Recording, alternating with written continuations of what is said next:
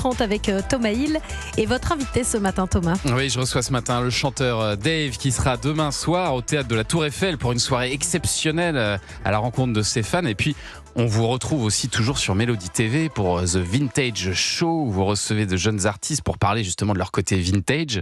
Mais pas seulement dans la musique, ça peut être aussi dans leur look, dans leur déco, dans leur lecture. Oui, c'est intéressant surtout aussi parce que les gens qui regardent les mélodies ne sont pas tout à fait, ils n'ont pas 20 ans, donc on leur demande aussi ce qu'écoutent leurs parents, leurs grands-parents, ce qui nous permet d'écouter des Joe Dassin et Maurice Chevalier. Bien sûr, et puis c'est l'occasion de revoir des vieux clips, des séquences télé de l'époque. Moi, je suis né avant les clips. Vous aussi, avant les clips. Vous êtes très nostalgique, vous ? Je ne veux pas faire pedant, mais j'ai fait 6 ans de latin et de grec, et l'étymologie de nostalgie, c'est nostos, retour, et alsi, douleur. C'est-à-dire quand je vais au village où j'ai grandi avec mes parents ne sont plus là. Donc il y a le mélange du bonheur d'être là et le fait qu'ils ne sont plus là, ce qui est normal. Mais c'est vraiment un mélange, la nostalgie, quoi.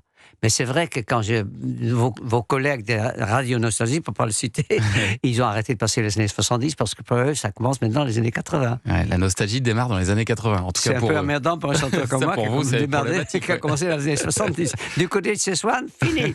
Et vous avez une vraie nostalgie pour les années 70 ? Je dirais pas ça, mais disons que... Ça a été votre grande période, en tout cas, absolument. musicale. Mais dans les années 70, quand je faisais de la télé, qu'il y avait un chanteur qui avait l'âge que j'ai moi maintenant, on se dit, qu'est-ce qu'il fait là, ce vieux con? Donc il va dire ça quand j'arrive. Et vous n'avez pas du tout envie de raccrocher les gants, vous me le disiez là pendant la pub. Non. Parce qu'il se trouve que vous avez toujours votre voix qui n'a pas bougé. Ça, c'est quand même génial. C'est un cadeau de la nature, quoi. Je sais pas, ou un entretien particulier. C'est la nature. Comme même si j'ai des petits problèmes, je n'ai plus autant de cheveux quand j'avais dans les années 70, mais j'en ai. Et c'est l'ADN, quoi. On n'y est pour rien. Il y en a qui le perdent plus ou moins, etc. Il y a une petite hygiène de vie s'impose quand même. Il ne faut pas fumer comme un cheminée, quoi. Mais, donc je fais un petit peu attention, moi, quand même. Mais je suis content de pouvoir chanter Vanilla. Les imitateurs qui m'imitent, ils imitent du côté de ses fans. C'est plus facile à chanter que Vanilla. Vanilla, il galère. C'est égal, il faut le faire faut aller la chercher, quand la voix est chaude. Et alors, quand je vous vois continuer à faire ces émissions de télé aussi, où vous êtes avec la jeune génération d'artistes, ça veut dire aussi que vous continuez à vous intéresser aux jeunes artistes. Évidemment, c'est pas le cas de tout le monde. Non, mais c'est vrai que nous avons des métiers qui sont extrêmement narcissiques, il faut le savoir quand même. Et c'est vrai, mais quand on m'a apporté, il y a très longtemps, quand je ne sais plus quel disque c'était, mais que Brassens aimait bien me voir, j'étais ravi. Je ne me prends pas pour Brassens, évidemment, mais ça veut dire que quand on fait ce métier-là, on s'intéresse à ce que font les autres. Et il m'a parlé avec des gens qui veulent devenir chanteurs, je leur dis toujours les mêmes choses, EFGH, émotion, folie, générosité, humour. Ce sont les 4 mamelles de bon spectacle. Et puis Tété, c'est travail, talent, et surtout, c'est Maurice Chevalier que j'ai vu dans un documentaire, surtout de la chance. Il faut une chance extra. Moi, j'ai chanté dans la rue pendant longtemps et avec un copain qui chantait vraiment bien. Il n'a jamais eu de chance. Il a fait des disques, il n'y en a pas un qui a marché. Oui, donc il faut de la chance. Il y a une part de chance dans tout ce qu'on fait. Si vous êtes là derrière le micro, vous avez de la chance. J'ai eu de la chance, évidemment. Mais c'est étonnant que vous mettiez l'humour dans les qualités requises pour être chanteur. Oui, je pense. Il faut détendre les gens. Et c'est tellement important de voir un sourire dans la salle. Je ne vois pas grand-chose, mais je vois quand même les premiers rangs. Et quand je vois qu'ils sourient ou que je les entends rire, je suis content. Ce qui m'emmerde un peu, c'est que dans les critiques, on dit que je suis drôle et que j'ai l'air intelligent. On ne dit jamais que je chante bien. Ça m'a bien qu'on dise que je chante. Si, vous avez une magnifique voix, évidemment. Cadeau du ciel. Et je disais que vous vous intéressiez aux jeunes. Est-ce que ça veut dire que vous regardez, par exemple, des émissions comme la Star Academy ou The Voice ? Est-ce que ça vous intéresse ? Oui, énormément. Mais malheureusement, je suis très content de vivre avec qui je vis. Je vis avec celui qui écrit toutes mes chansons. Il n'aime pas trop ce genre d'émission, donc il faut que je le fasse en cachette. Est-ce que vous participez à ces émissions parfois ? Ou est-ce qu'il vous considère comme trop vintage, justement ? Oh, je pense, mais Julien Doré, il a chanté Vanilla, par exemple. Bien sûr. C'est formidable, ne serait-ce que pour les droits d'auteur qui rentrent à la maison. Mais si demain la Starac vous appelait, par exemple, pour faire un duo avec l'un des élèves ? Moi, quand on m'appelle pour le travail, la première chose que je dis, c'est combien ? Oui, c'est ça, c'est la question la plus importante. Ça, comme réaction. Et alors, cette émission sur Mélodie TV, c'est un peu la petite sœur, un peu désargentée, on peut le dire, d'une autre émission que vous présentiez sur France 3. Je me souviens de ça.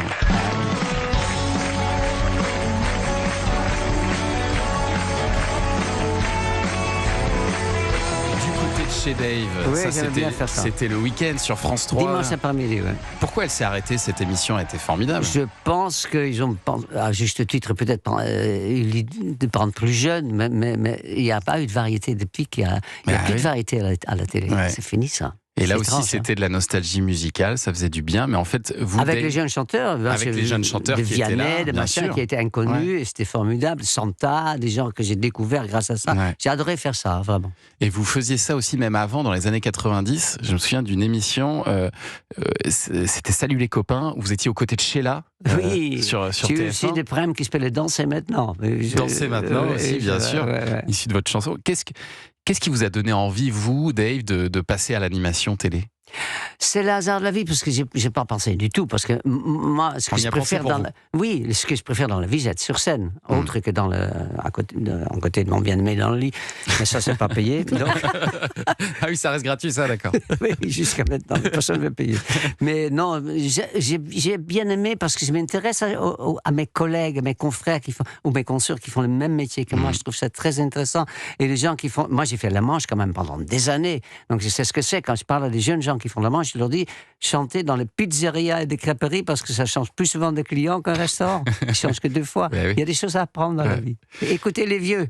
Et puis si vous êtes allé sur l'animation télé, si on a pensé à vous, c'est aussi parce que vous êtes ce qu'on appelle un bon client de la télévision, vous êtes très à l'aise devant un micro, vous aimez parler, et alors comme les gens aiment vous entendre parler, eh bien demain soir vous irez à la rencontre de vos fans là, Dave, au théâtre de la Tour Eiffel pour une soirée assez particulière avec Téléstar et nous deux. Racontez-nous le principe. Donc ça va être Télémagazine. Et télémagazine. Donc ça va être des questions-réponses, c'est ça? J'en sais rien. Ah, vous n'en savez rien? J'en ai discuté avec Nicoletta parce qu'elle habite dans le même quartier que moi, donc on se croise et on se parle. Ouais. Et elle l'a fait. Donc moi, je ne sais pas du tout ce que je vais vivre demain. Je sais que je chante 4-5 chansons à la fin pour remercier les gens d'être venus, mais c'est pas un concert du tout. Hein. Il n'y a pas mes musiciens, il n'y a pas mes choristes, mais... Et je sais qu'aussi il y a à boire et à manger, je dis ça pour ceux qui veulent venir. Enfin, s'il y a encore de la place, c'est un petit théâtre. Hein. Mais je suis curieux parce que, à mon âge, si je peux dire sans trop passer pour un vieux con, c'est intéressant de faire quelque chose qu'on n'a jamais fait. Ouais. Donc ça, j'ai jamais fait. Donc je verrai. Donc ça, ce sera au théâtre de la Tour Eiffel demain soir. Et vous avez un grand concert aussi à la salle Playel. J'ai vu ça. 24 mars. 24 mars, oui, ça c'est intéressant. Oui, j'ai quand même, évidemment, j'ai fait une dizaine de fois l'Olympia. La dernière fois, j'ai fait le Rex, il y a 1 an et demi, 2 ans, il n'y a pas très longtemps. Ouais. J'ai fait Bobino parce que j'avais fait un disque produit par Renaud, ce qui est quand même pas mal. Car Renaud produit un disque de chanteurs qui n'est vraiment pas de la même famille musicale. C'est vrai. Donc j'ai vécu des choses, puis je vais continuer. Mon exemple, c'est quelque part Hugo Frey quand même. 96 ans. Ouais, 17, je crois. Il s'est marié l'année dernière.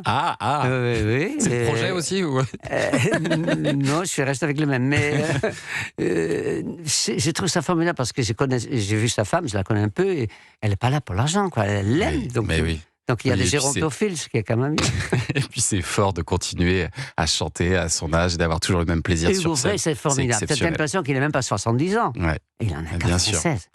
Allez, restez avec nous, Dave, parce que dans un instant, on va dresser votre portrait sonore. On va revenir un petit peu en arrière. Vous qui aimez la nostalgie, Dave, il y a une émission que vous adoreriez sur Europe 1. C'est tous les après-midi de 14h à 15h. Ça s'appelle Les Enfants d'Europe 1. Et Omblin Roche vous fait tous les jours voyager à travers 3 décennies de musique. Depuis la création d'Europe 1 en 1955 jusqu'à la création du Top 50 en 1984. Donc ça va, il y a les années 70. Il y a les années 70. On vous il n'y avait pas grand-chose qui marche. D'ailleurs, on vous entend souvent, Dave, dans Les Enfants d'Europe 1. Est-ce que vous voulez le programme d'aujourd'hui? Allez, on va écouter Michel Sardou qui fête ses 79 ans aujourd'hui.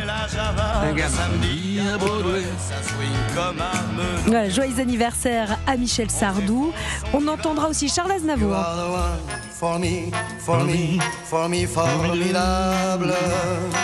Michel Sardou, Charles Aznavour. Bon, il manque le taulier. Et là, l'après-midi sera très belle. Johnny Hallyday.